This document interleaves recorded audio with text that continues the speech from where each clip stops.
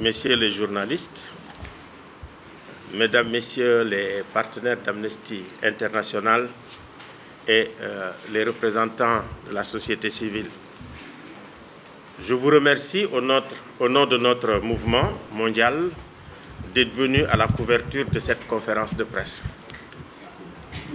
Le rapport que nous lançons aujourd'hui sous le titre « Une épée au-dessus de nos têtes », la répression des militants qui dénoncent la discrimination et l'esclavage en Mauritanie, révèle que depuis la réélection du président Mohamed Ould El Abdelaziz en juin 2014 jusqu'en janvier 2018, les autorités mauritaniennes déploient tout un arsenal de mesures répressives à l'encontre des défenseurs des droits humains qui dénoncent ouvertement l'esclavage et les discriminations en Mauritanie. Pourtant, l'esclavage a été officiellement aboli en 1981.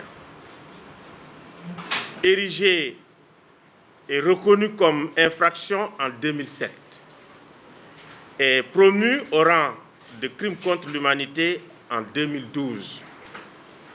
Mais notre rapport montre que les lois qui érigent en infraction l'esclavage n'ont pas été mises en œuvre ni appliquées de manière adéquate. De leur côté, les autorités mauritaniennes persistent à nier l'existence de l'esclavage et de la discrimination et répriment les défenseurs des droits humains qui contestent ce discours officiel.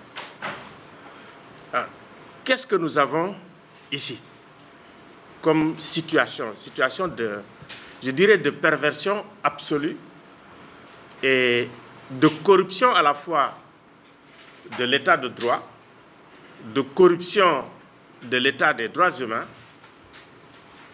et je dirais de corruption de la démocratie. Ça arrive effectivement au moment où nommer quelque chose devient un danger pour ceux qui le font. Et c'est ce qui arrive effectivement aux militants et défenseurs des droits humains qui, en Mauritanie, osent dénoncer l'esclavage et les discriminations en mettant en danger leur liberté, en mettant en danger leur intégrité physique et parfois même leur vie. C'est ça l'état de corruption. Deuxième état de corruption, c'est effectivement quand vous nommez quelque chose, vous dénoncez quelque chose, vous l'érigez en loi, ça ne sert strictement à rien. Ça n'a aucune incidence sur la vie des gens. Et pire, on dirait effectivement que la loi sur l'esclavage et la reconnaissance de l'esclavage comme crime contre l'humanité, ça a beaucoup plus servi à protéger les auteurs qui commettent les crimes d'esclavage que ceux effectivement qui se lèvent avec bravitude pour résister et dénoncer ces crimes.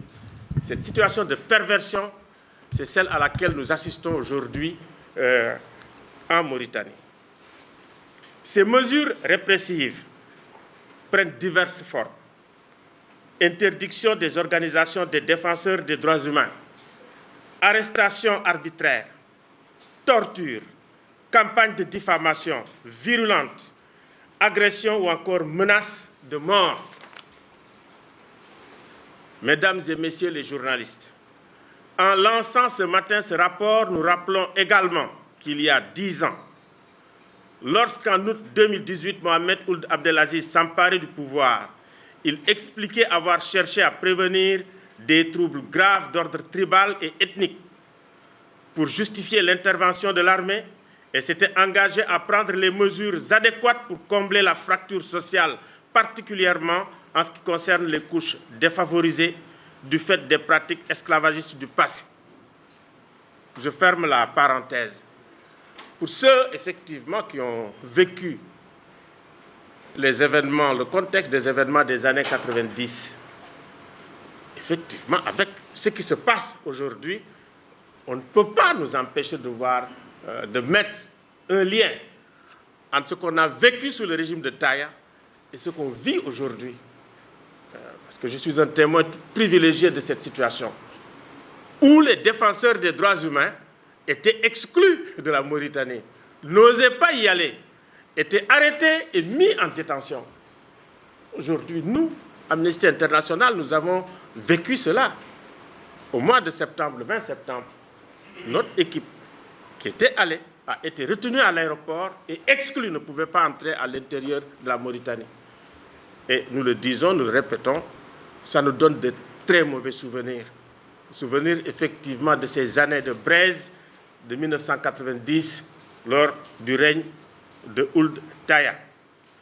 Depuis 2014, nos équipes ont effectué 3 longues missions, notamment à Nouakchott, à Nouadhibou et à Alec. Les informations recueillies nous montrent que l'esclavage et les discriminations en Mauritanie sont toujours d'actualité. Mon collègue François Patuel va tout à l'heure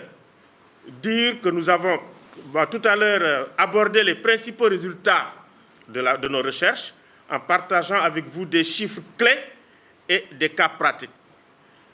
Mais avant d'en venir à cela, je voudrais vous dire que nous avons présenté les résultats de nos recherches à des membres haut placés du gouvernement mauritanien, dont le ministre de la Justice et le commissaire aux droits de l'homme et à l'action humanitaire. Nous avons aussi rencontré en 2016 le président Mohamed Ould Abdelaziz, qui nous a bien reçus, moi-même et le secrétaire général d'Amnesty International, Salil. Il nous a bien écoutés et pris, effectivement, qui a pris acte de l'ensemble des recommandations d'Amnesty International à l'époque.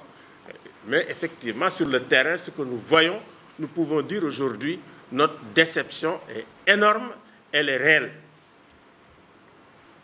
Donc, pour Amnesty International, les mesures que prendront les autorités en réponse aux inquiétudes croissantes que suscite la discrimination et l'esclavage en Mauritanie façonneront l'environnement des droits humains dans le pays.